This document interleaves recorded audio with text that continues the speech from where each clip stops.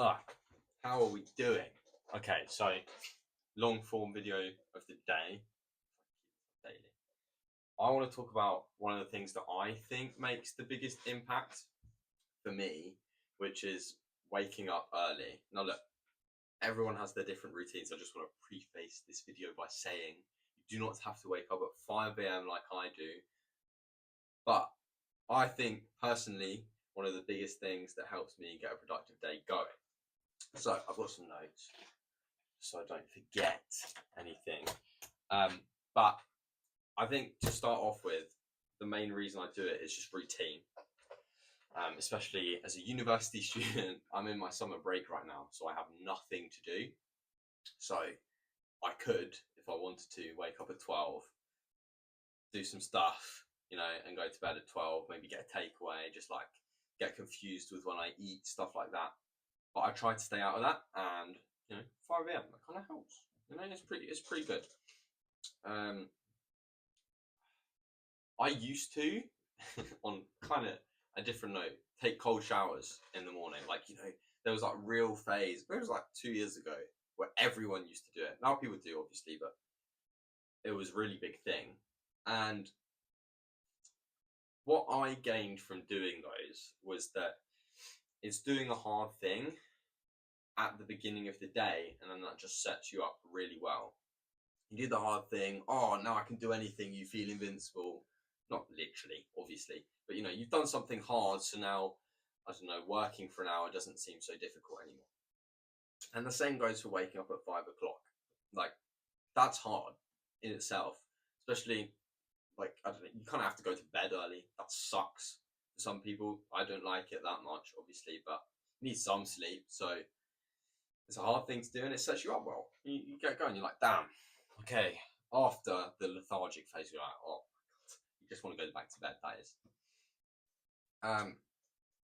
Also, the advantages, especially if you wake up at 5. So those people that wake up at like 8, which is still early, that's like for a uni student, that's,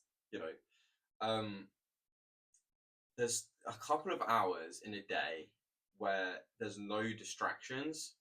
Obviously, there is. You've got Instagram on your phone, but you're watching this. But for the most part, there's not your roommates or whatever, coming knocking on your door. There's not friends asking if you want to meet up or whatever.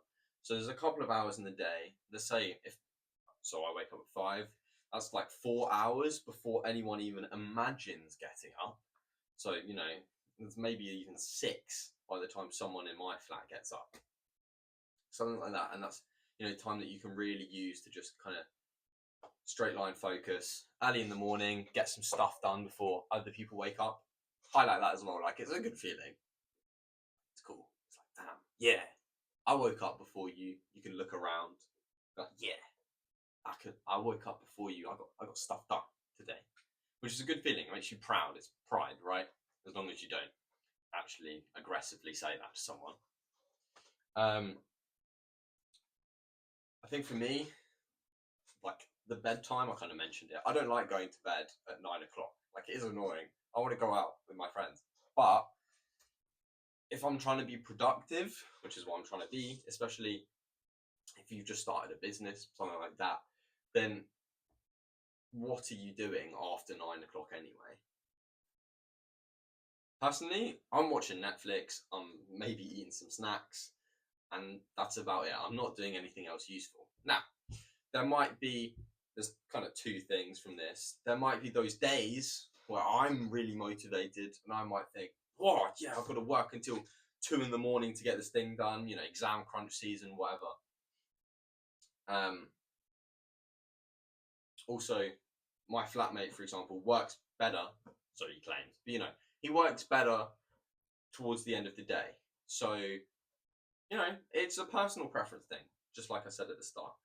But I'm not doing anything productive, so I might as well be sleeping.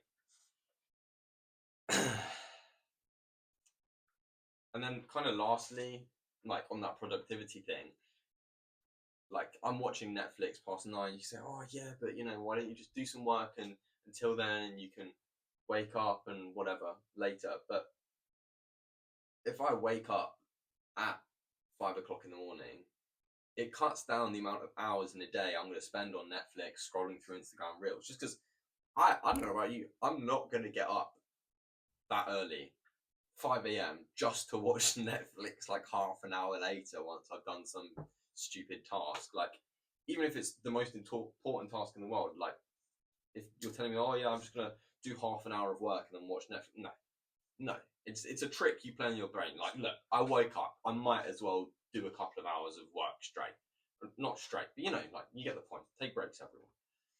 So, I think what I can take away from this, what you can take away from this, is kind of figure out your own schedule and then stick to it. Consistency, obviously key, everyone knows that.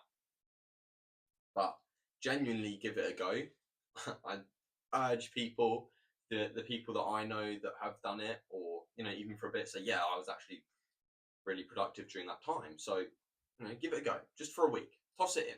Screw the fact that you're gonna have to, like, don't try and be someone that's like, oh, I'll wake up at 10, or I'll go to sleep at 10 and then wake up at 6 and then try and phase it back. Just cut it off. Go to bed at 9. You won't sleep. Fine. You'll get 5 hours sleep and you'll figure it out as you go along. Your body's great like that. Dude, I'm 18. Like, what? A bit of sleep, it's not going to kill me. Okay, so figure it out. Please give it a go. It's kind of all I got to say today. But that's your homework if you want some.